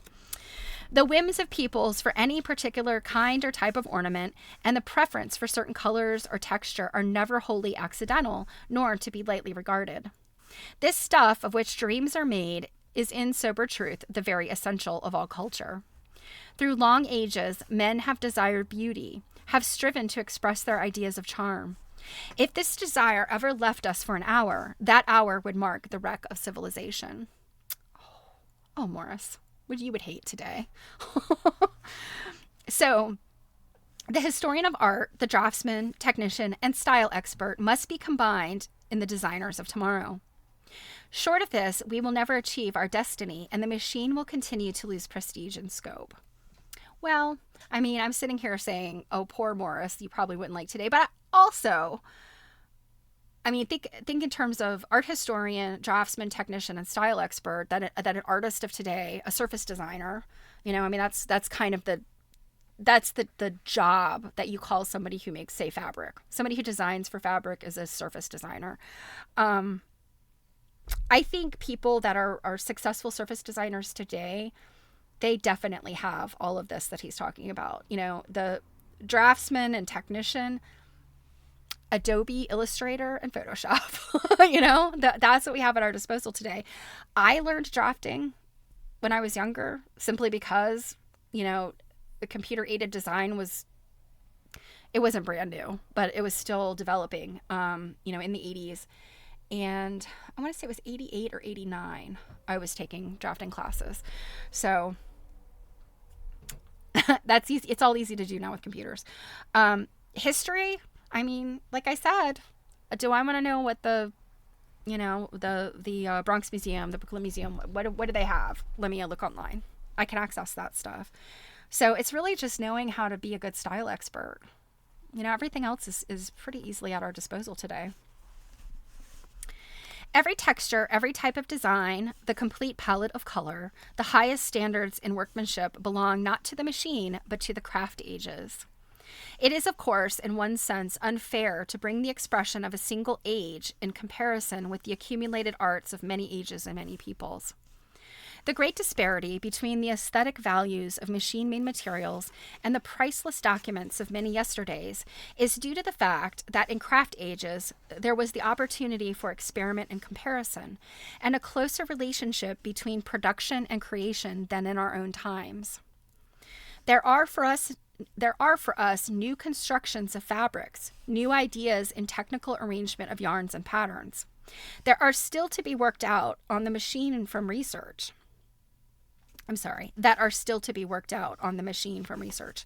So far as surface design is concerned, particularly as this applies to the printer's art, the records of art history offer endless inspiration.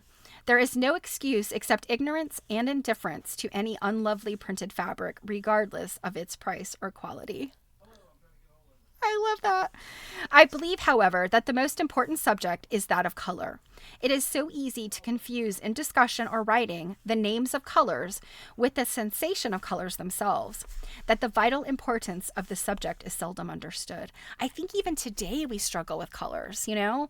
I know at this point, I mean, some people see colors maybe kind of differently than other people do. I've always told my husband that he's navy blue blind. Because he's one of those people that really struggles to like super dark navy blue and like a washed out black. They look a little bit similar. And oh Lord, the socks. There came a point when I was like, you are not allowed to buy navy blue socks because you will never have matching socks.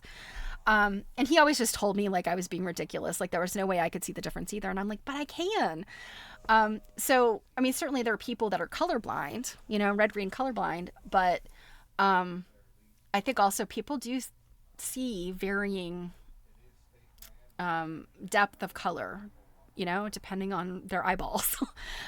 It's your rods and cones, and if maybe your rods and cones are a little different than mine, you might see more color, a wider variety of color than I do. In the animal world, there are certain animals that can see colors that we've never dreamed of. And on top of that, they can see infrared and ultraviolet and stuff like that. So, not only just, the whole, spectrum of Crayola colors that we know, but also like colors we as humans without technology can't see. So, I mean, it's no surprise to me that today somebody might, look at something that I say is like mint green. And somebody else might say, no, that's robin's egg blue. I mean, here at my desk, this is a shade more green than robin's egg blue. So I call it mint green. It's like a very pale mint green. But depending on your computer screen and your rods and cones, this might look very different to you than it does to me, or at least different-ish. I don't want to say like very different. You're not going to see that mug as red, but it may not have the same intensity or color that it does to you because of the layers of, your computer screen and just your own eyesight. So, I mean, I think this is something that as humans, AI. So Robin said, it looks mint green to me. Okay. We might have similar monitors. But yeah, I mean, I think AI and, today our phones, you can see I have a garbage phone with only one camera. My husband has a phone that has 3 cameras on the back of it. What phones and monitors and stuff can harness colors and color intensity that humans cannot see. And so if you have a really like a new TV, it sometimes almost hurts your eyes when you look at like HD TV, at least me. It like almost hurts my eyes. It's almost like it's surreal. It's so real. Like it looks realer than real. So I think we have reached a point where discernment of color is almost not our responsibility anymore because we have proven humans are fallible. And that it's the science and all that really figures it out for us, I guess. And then of course I have to mention that shrimp. What is that shrimp called? I can't remember what it's called. It's a rainbow shrimp, I think. It's a little lobstery looking shrimp thing, and he's got weird colors, and he's got this like claw that he punches with, and it can break glass, and it's a little thing, but apparently it can see like absolute magnitudes of color that we can't see, which is so interesting. Like a shrimp. What does a shrimp need to see? Like every color in the rainbow. Mother Nature is very strange. Okay. Each season, the public focuses its preference on some rather limited range of shades. Indeed. What a Pantone color of the year is garbagey. And the great bulk of buying is always on a very narrow section of the palette. The fact that this preference is well understood and is indeed carefully fostered through the few avenues of publicity used by the textile manufacturers has never apparently induced any individual or group to make an exhaustive study of the reasons governing this preference. Mantis shrimp. Thank you, Druid. I could picture it in my head, the oatmeal. That cartoonist, he does a great thing with the mantis shrimp. It's so funny. Um, but yeah, that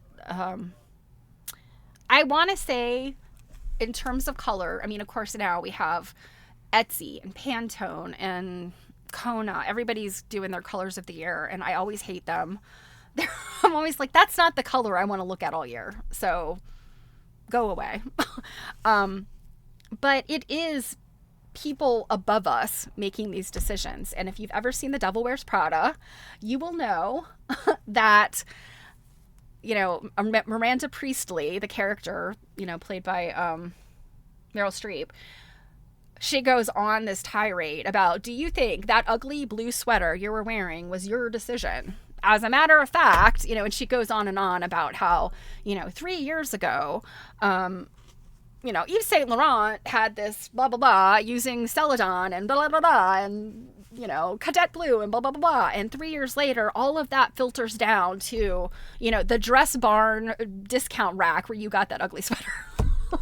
So, I mean, these are the things we know about color today and color out there and culturally. It's interesting. Like, it's kind of the same thing back then, but who is making this decision back in 1924? Any careful analysis of the situation will show that the colors that reach and hold public favor are almost always those that have been made by some agency developed from a traditional source. Good color is never an accident.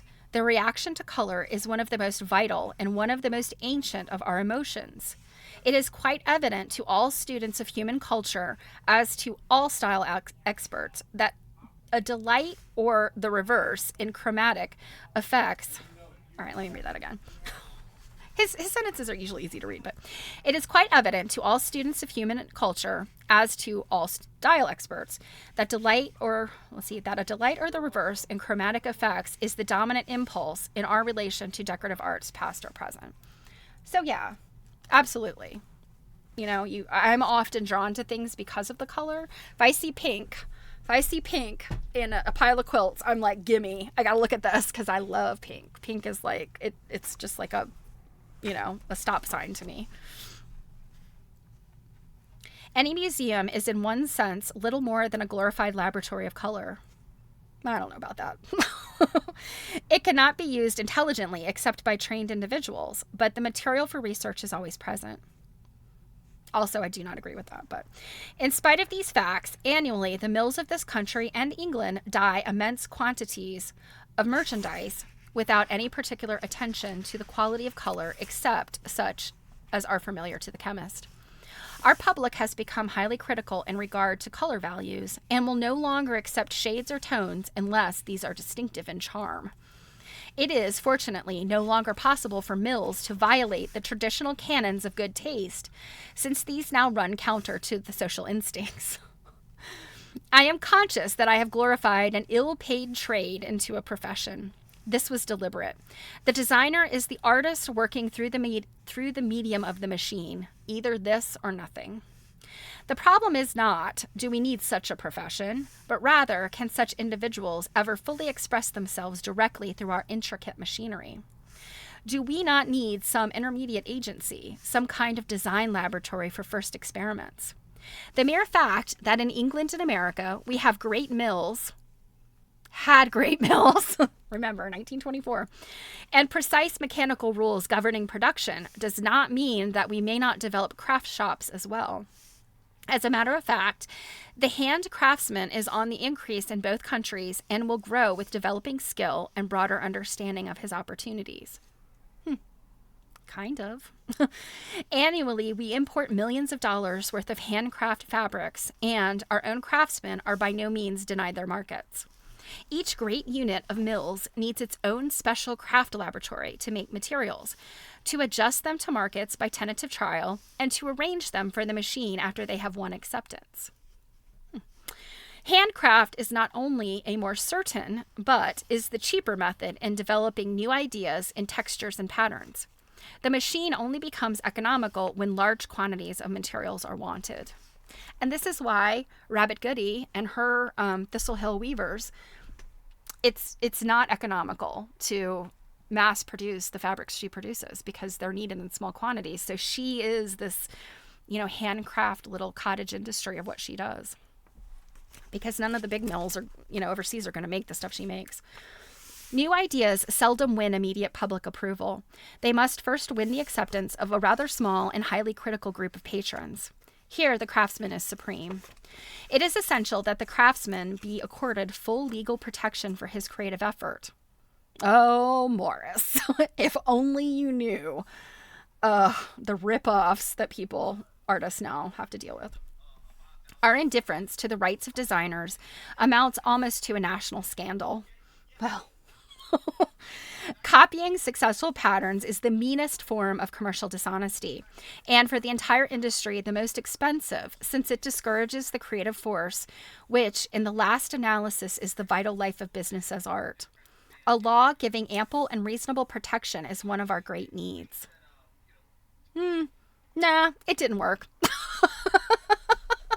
Again, this is 1924. I mean, this is at a time when this book is in the public domain now, copyright was not, it was different then. And sadly, I mean, he was right, but it didn't help.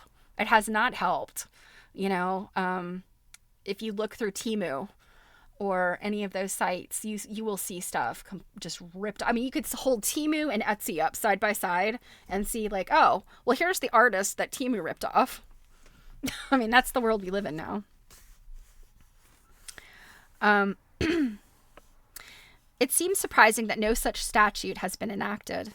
Every time some form of protection has been suggested, it has met with opposition on the part of certain elements. Temu, were you there back then?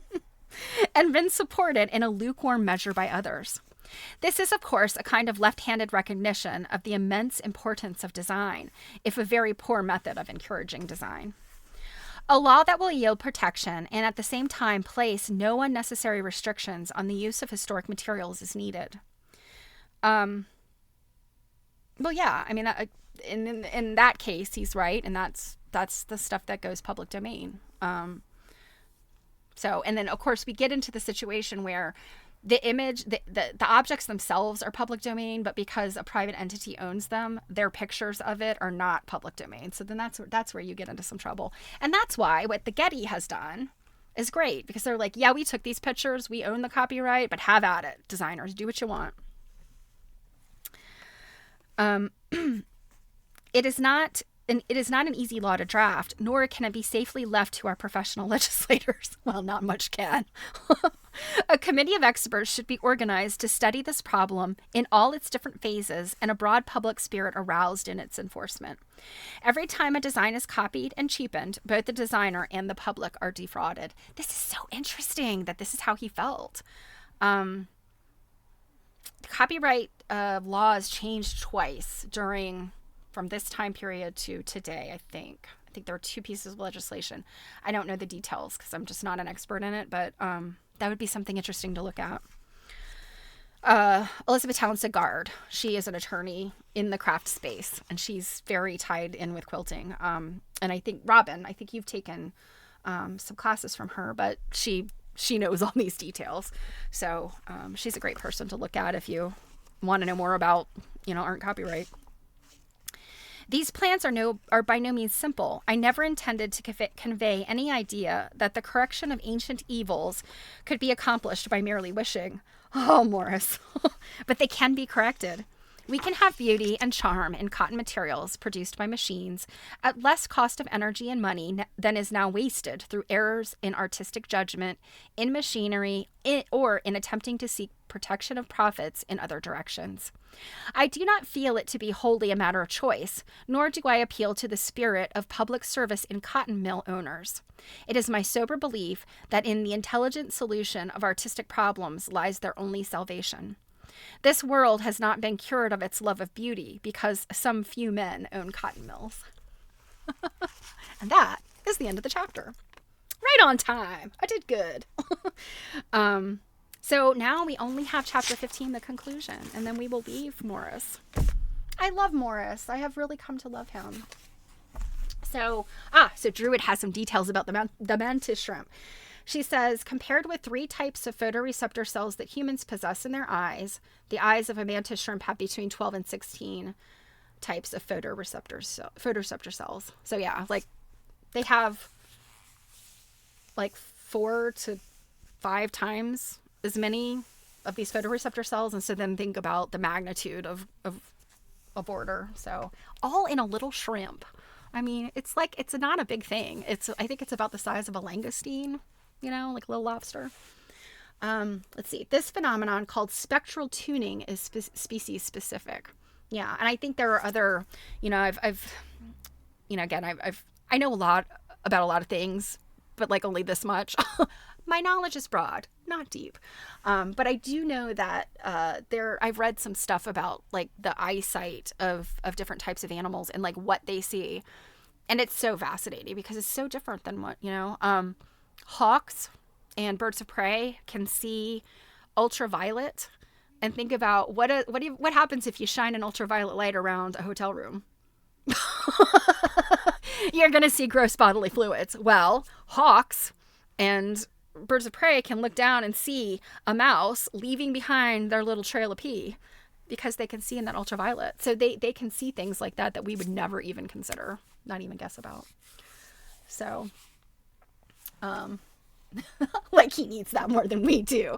I know, right? Mantis shrimp. You don't even have an opposable thumb. You can't even use the crayons. Yes, Robin said Elizabeth Townsend-Gard has a podcast. Yes, that's right. She has the Facebook group and podcast Just Want to Quilt. And yes, she has the 2 books. So if you're looking at, and I need to get her books.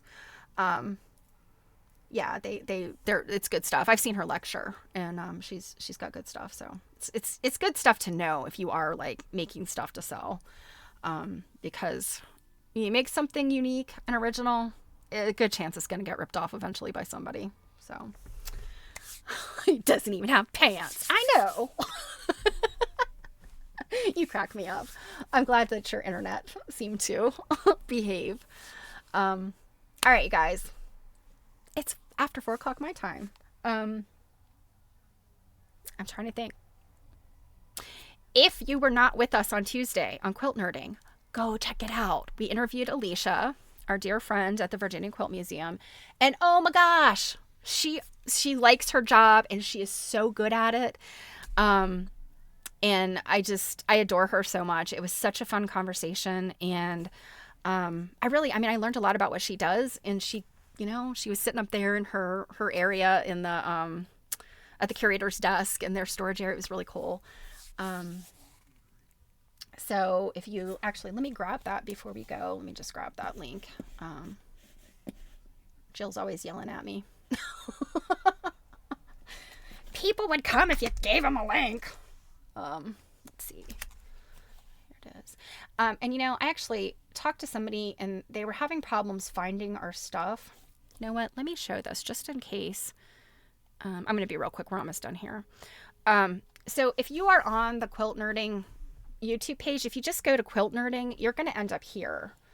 And we do have this past streams thing, but if we're live, you need to click this live link, this live tab. And then because we do almost all of our stuff live. So that's where you're going to find a majority of our videos, our backlog. Videos are just a handful. These are the things that we pre-recorded and uploaded. So be sure that you look at that. And on a phone, if you're looking on a phone and a tablet, sometimes the things are in different places. So just look for this live tab and it'll almost always bring you to the right place. So this is the interview with Alicia. I'm just going to put the main link in here because I don't want to start playing the video over here. So there's the link. But oh yeah, thanks Robin. Yeah, Alicia's great. We just love her so much. So oh my goodness, and I was inceptioning you guys. The stream within a stream within a stream within a stream. All right. So I think that's everything I wanted to tell you guys about. Gosh, I just, like I told you, I'm a mess today. So yeah, have a great weekend, you guys. I hope you stay warm. It is so cold here. We're supposed to get a reprieve on Sunday. It's going from like 21 degrees to 50 some degrees. No wonder my voice is still a mess. It's like, but I will see you on Monday. Lots more stuff to look at. So we might be looking at some more Great American Quilt Festival stuff. I'm not sure.